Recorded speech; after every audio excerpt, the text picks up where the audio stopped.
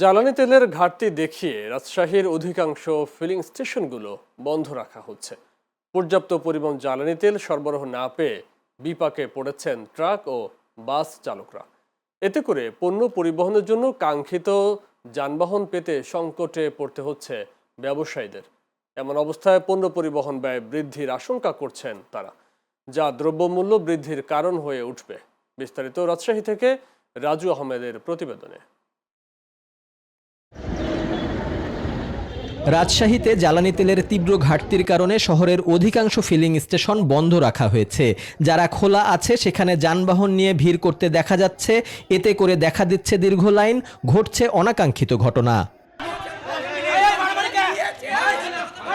জ্বালানি সংকটের কারণে ট্রাক ও বাস চালকরা পণ্য পরিবহনে উচ্চ ভাড়া নিচ্ছেন। ফলে ব্যবসায়ীরা উদ্বিগ্ন, কারণ এর ফলে আগামী দিনগুলোতে চালসহ সব ধরনের পণ্যের দাম বৃদ্ধির আশঙ্কা করছেন তারা।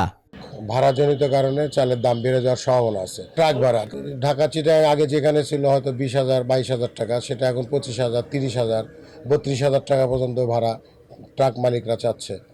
এখানে ট্রাকও পাওয়া যাচ্ছে না। এদিকে ফিলিং স্টেশনগুলোর বিরুদ্ধে অভিযোগ উঠেছে, জ্বালানি সংকটের অজুহাত তুলে তারা অতিরিক্ত টাকায় জ্বালানি তেল বিক্রি করছেন।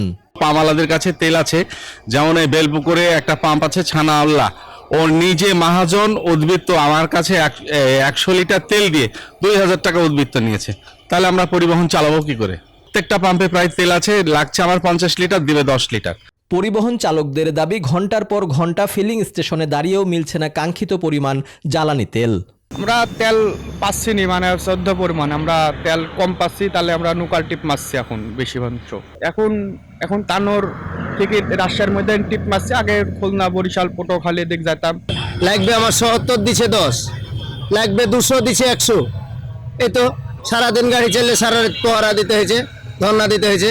সরকার তো ঠিকই মিডিয়াতে বলছে যে কোনো ক্রাইসিস নাই, ফোন দাও, হ্যান করো ত্যান করো। একদিন গ্যাপ দেখদিন মারছি কি করুন, 5,000 মারছি, 5,000 মারি না, ঠিক মারি না। পাম্পে যে লাইন দিছি আপনার, যদি জনসন তেল দিছে তখন আবার গাড়ি নিয়ে যায় ওখানে, যে আবার সিরিয়াল ধরে তেল দিতে হয়, 1 ঘন্টা 2 ঘন্টা পর সিরিয়াল ধরে তেল দিতে হচ্ছে। ফিলিং স্টেশনগুলোতে চাহিদার অর্ধেক জ্বালানি তেল সরবরাহ করা হচ্ছে। এমন অবস্থায় অনাকাঙ্ক্ষিত ঘটনা এড়াতে ফিলিং স্টেশনগুলোতে নিরাপত্তা জোরদার করা হয়েছে। তেলের প্রতিদিনের যে চাহিদা, সেই অনুযায়ী আমাদের প্রতিদিন 13,500 যদি আমরা অকটেনের 13,500 পেট্রোলের 13,500 ডিজেলের চাহিদা দিচ্ছি, তার আনুপাতিক হারে পাচ্ছি আমরা 50%।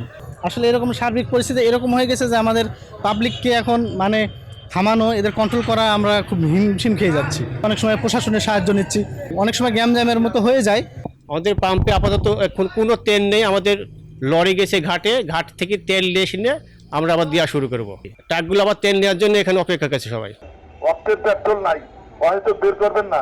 সরকার জ্বালানির ঘাটতির দাবি অস্বীকার করলেও ফিলিং স্টেশনের বাস্তব চিত্র ভিন্ন। পণ্য পরিবহন ব্যাহত হওয়ায় ব্যবসায়ীরা উদ্বিগ্ন। বাজারে মূল্যস্ফীতি যে বাড়বে তার আশঙ্কা করছেন বিশ্লেষকরা। Raju Ahmed, channel S, Rajshahi.